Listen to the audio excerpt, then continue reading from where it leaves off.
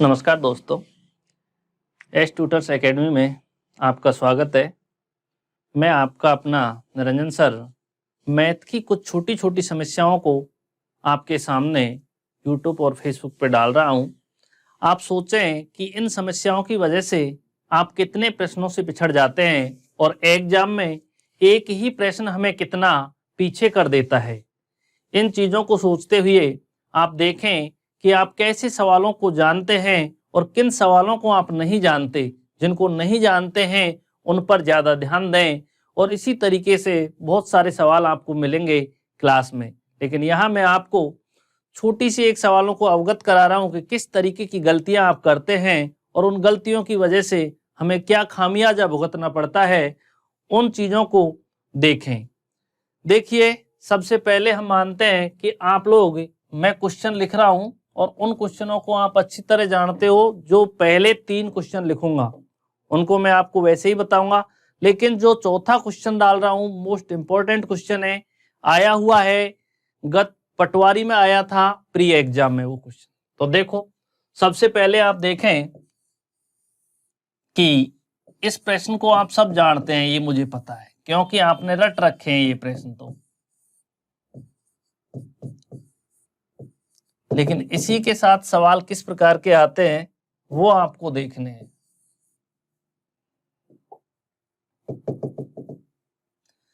दूसरा क्वेश्चन भी आप जानते हैं,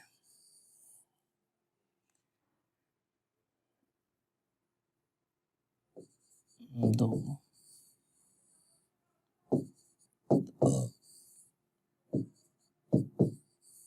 -2।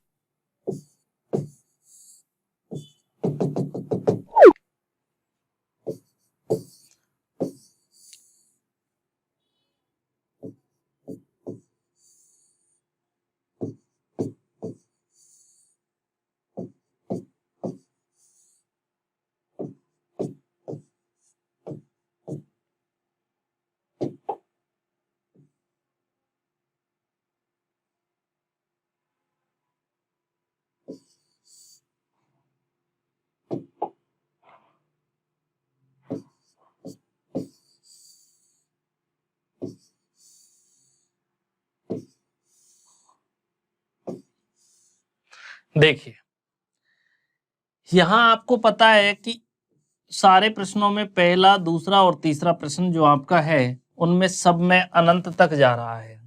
लेकिन आप चौथे क्वेश्चन को देखें तो अनंत तक नहीं जा रहा और इसी जगह पर प्रश्न रुक गया। ये कितने भी हो सकते हैं, जरूरी नहीं है कि मैंने 5 ही लिए हैं। देखो, 1 2 3 4 5 6 भी हो सकते हैं, ये 3 भी रह सकते हैं। प्रश्न इस प्रकार से एग्जाम में ज्यादा आता है।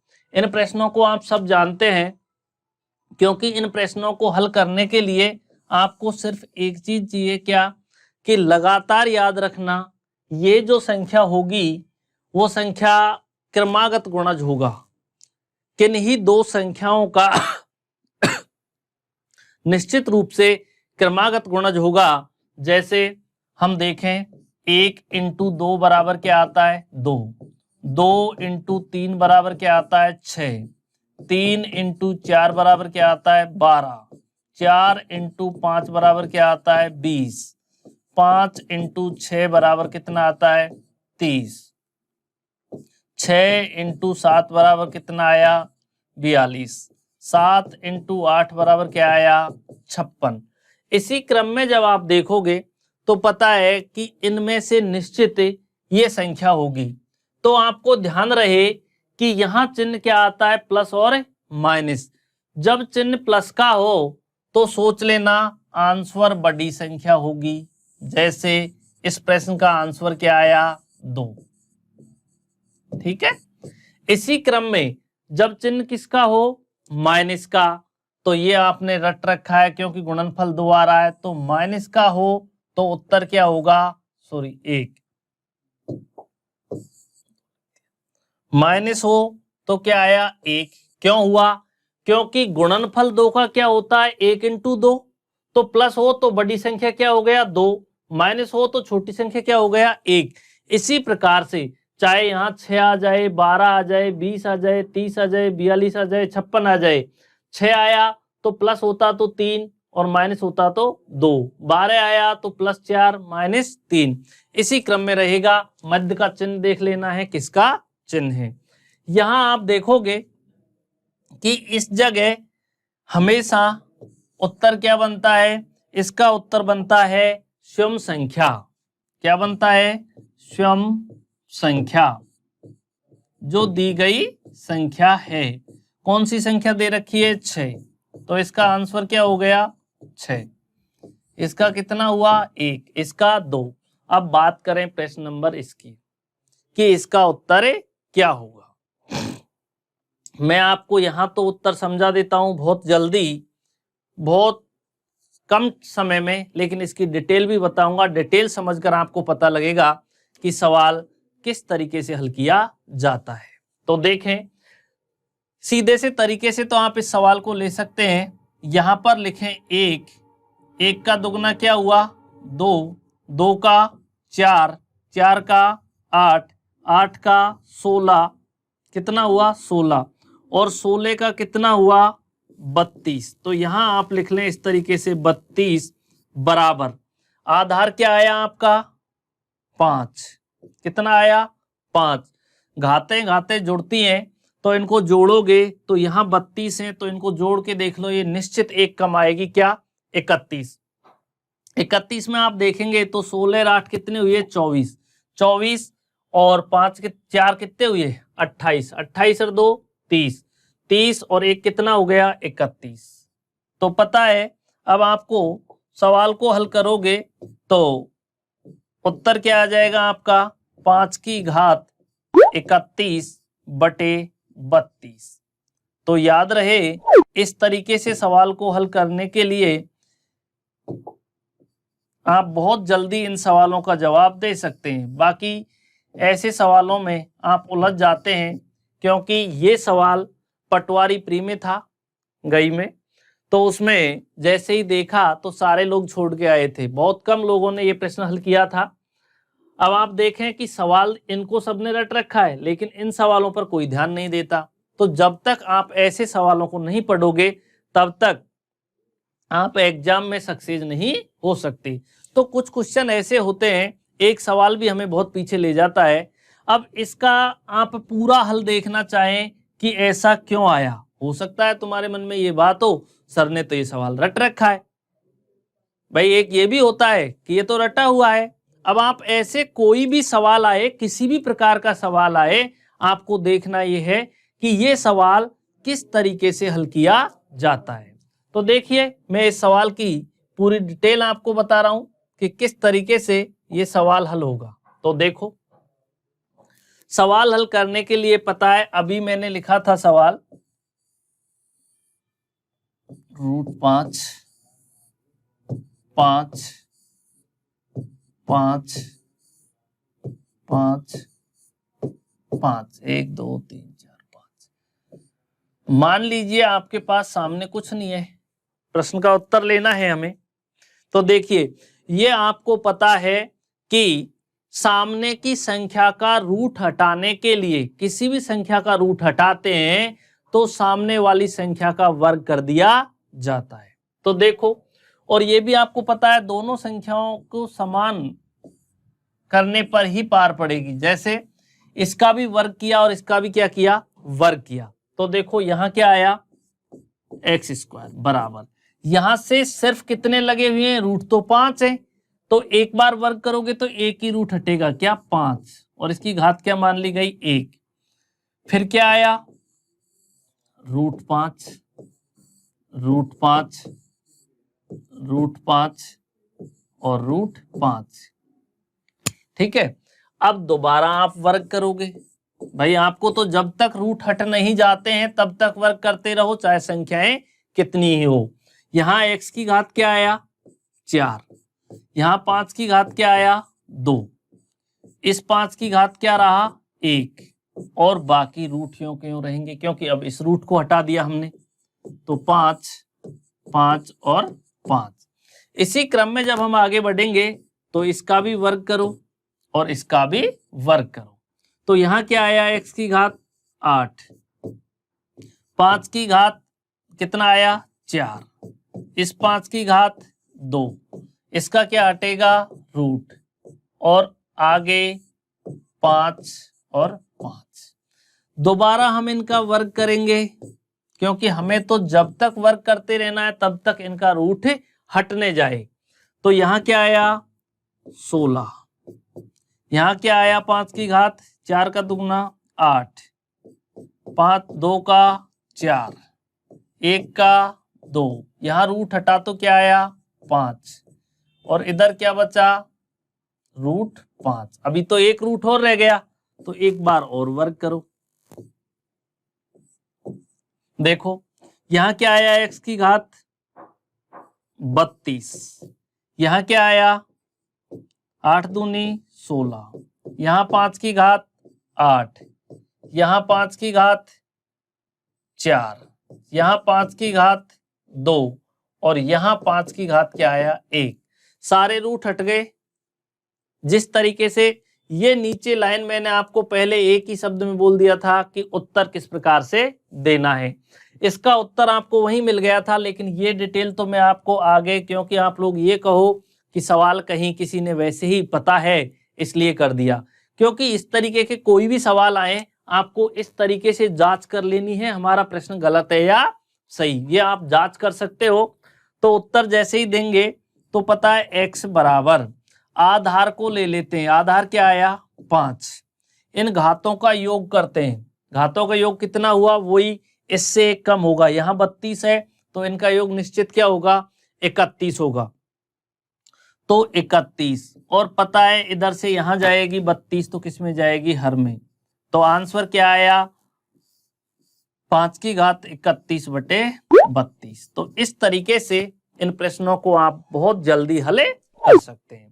इसी क्रम में देखिए और कुछ ऐसे ही सवाल मैं आपको बता रहा हूं, इन सवालों को जैसे ही आप देखोगे तो आपको लगेगा कि हमने जो सवाल देखे हैं, जो गलतियां करते हैं वो गलतियां क्या है।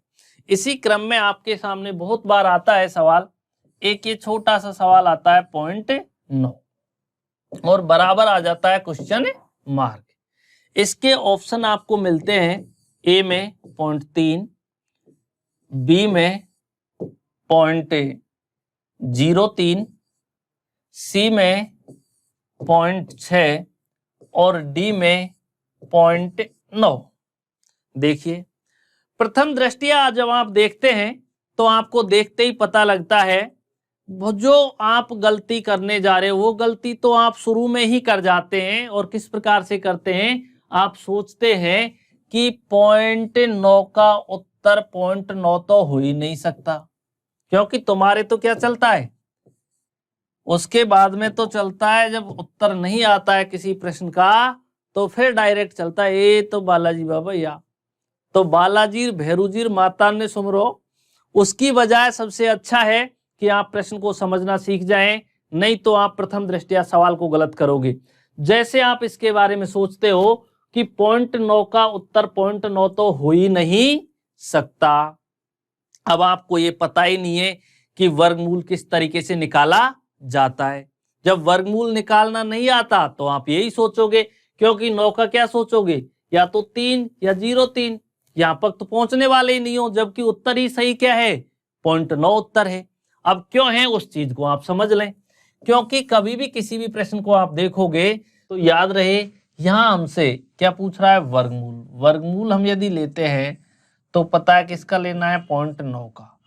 तो याद रहे वर्गमूल लेते समय पॉइंट के बाद, ये हमेशा याद रखें कि पॉइंट के बाद सदैव जोड़ा बनाकर वर्गमूल लिया जाता है, 2 अंक होना जरूरी है। अब यहाँ 9 है, 9 के बाद कोई अंक नहीं है तो हम यहाँ 0 बढ़ाकर और इसका जोड़ा बना लेते हैं। और देखो अब इनको लाइन कर दो, बन गया जोड़ा, जोड़ा बन गया। तो अब सोचने की बात होती है कि 90 से छोटी पूर्ण वर्ग संख्या क्या है।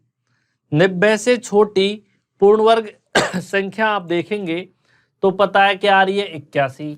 वो किसका है 0.9 का, और इधर भी क्या रखोगे 0.9, तो 9 9 81, जब जाकर 2 छोड़कर पॉइंट लगा, तो इसलिए पता है उत्तर क्या आने वाला है 0.9। तो हमारा उत्तर क्या बना डी। इसी क्रम में आप और देख सकते हैं, जैसे 0.6 बराबर क्या होगा, तो देखो यहां भी आप दिमाग लगाते हो। ए में मैंने ले लिया क्या 0.4, बी में मैंने ले लिया 0.5, सी में मैंने ले लिया 0.6 और डी में मैंने ले लिया 0.7। अब ऐसा भी नहीं सोचें कि 0.9 इसका प्रश्न था तो 0.9 इसका उत्तर बनेगा। उत्तर बना तो कि इसका भी क्या है 0.6 तो 6 आ जाएगा, ऐसा नहीं है। देखिए यहां देखने पर आपको पता चलता है कि 6 का जैसे ही हम वर्गमूल लेंगे 0.6 का, तो 0.6 बताओ 6 से छोटी पूर्ण 0.6 में क्या बढ़ाओगे 0, 0 बढ़ाकर क्या हो गया 60। 60 से छोटी पूर्ण वर्ग संख्या क्या है, तो 60 से छोटी पूर्ण वर्ग संख्या होगी कौन सी होगी 49, सातों सातों 49, और यदि 8 को लेते हो तो 8 उठी 64, तो कितना हो गया 60 से अधिक, तो क्या आएगा 7। तो इसलिए यहाँ क्या आया 0.7, यहाँ भी क्या आया 0.7, सातों सातों 49, इसलिए उत्तर क्या बना 7। तो हमारा उत्तर क्या आया डी आया। इसी तरीके से ये प्रश्नों में बहुत बड़ी गलती करते हैं, इनके जैसे और क्वेश्चन भी बाद में लेंगे। एक और ले लेता हूं आज प्रश्न आपके सामने, क्योंकि इन प्रश्नों को देखिए आगे दे रखा है आपको, निम्नलिखित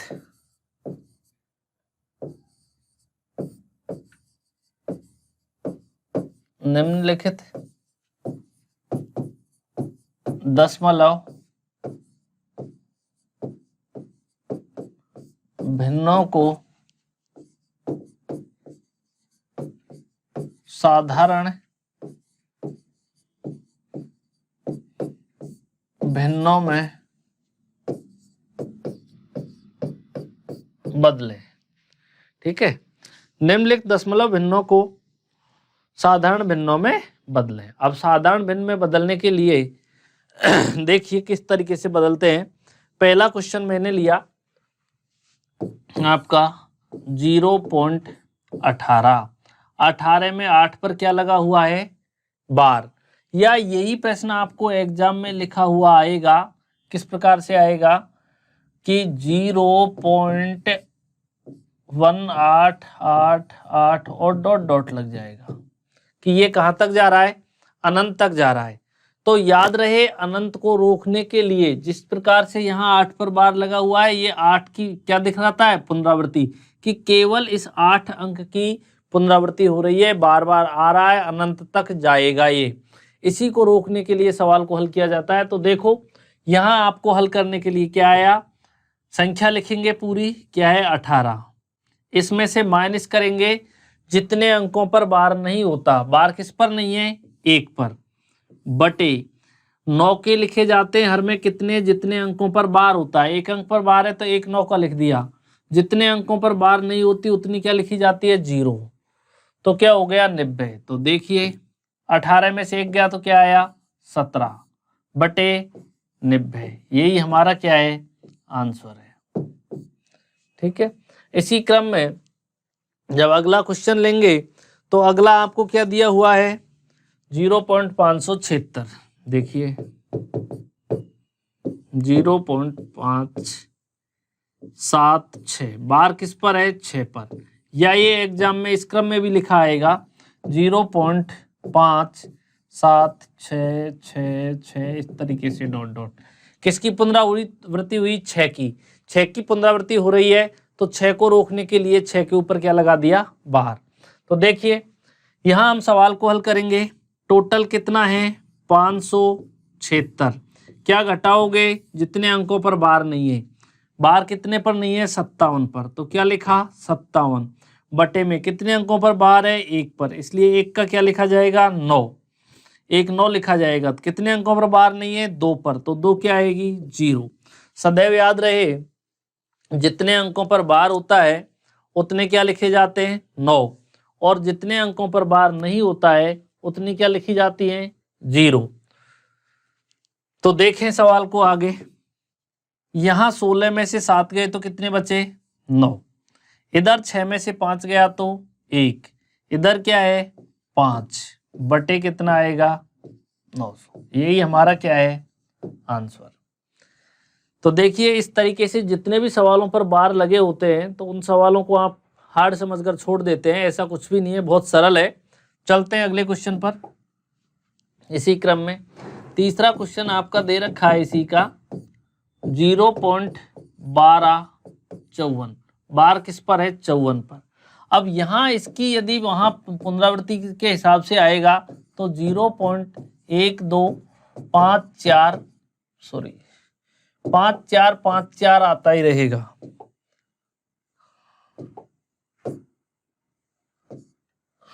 देखो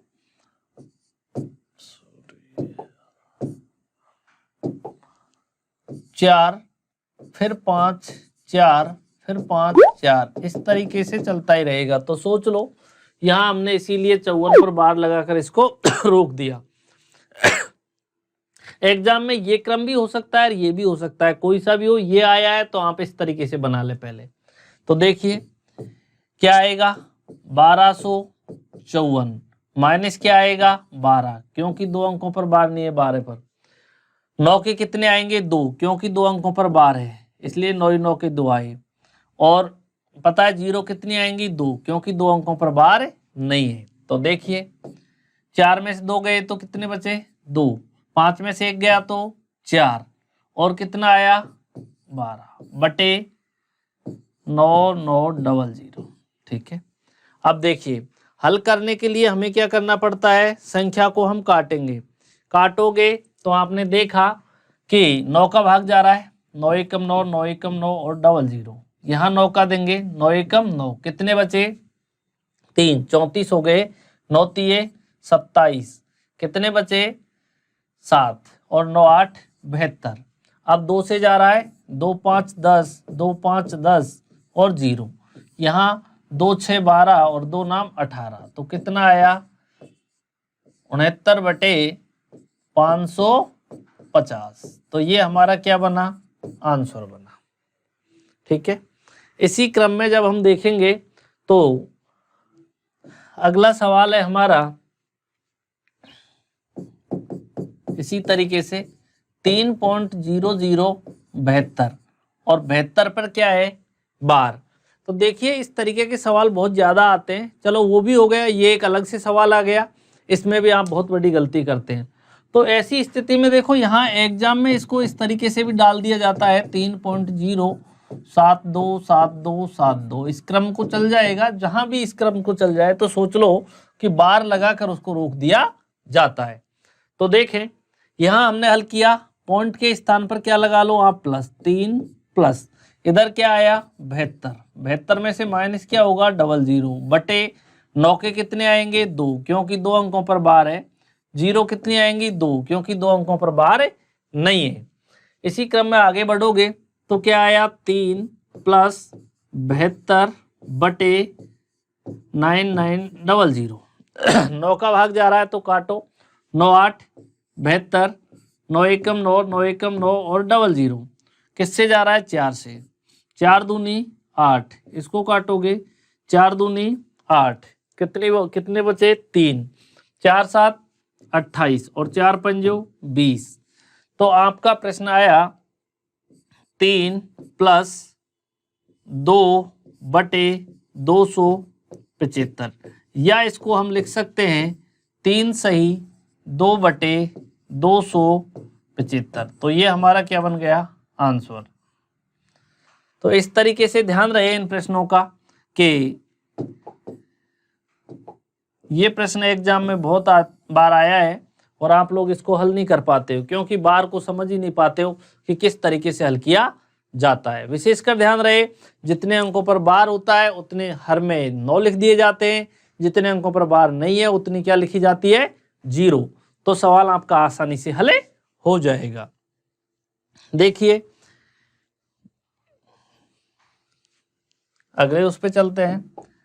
अगला क्वेश्चन ले लो, 289 का क्यूब, 289 का क्यूब प्लस 2.11 का क्यूब प्लस 15 इंटू 2.89 इंटू 2.11।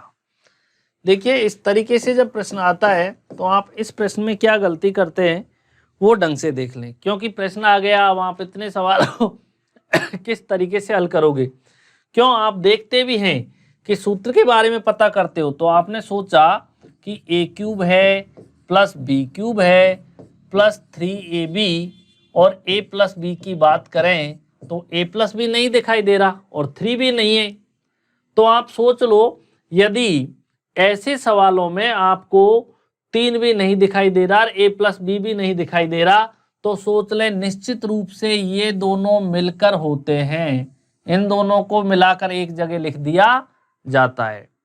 जैसे यहां पर इन दोनों को मिला करके 3 को और a प्लस बी दोनों को मिला करके क्या लिख दिया गया है 15। क्यों कि a प्लस बी का मान क्या है 2.89 और इसका मान क्या है प्लस 2.11 और गुणा किससे हो रहा है 3 से। तो देखो 3 इंटू यहां इसका मान क्या हुआ 5 और 5 दिए क्या हो गया 15, इसलिए इस 15 को लिख दिया गया।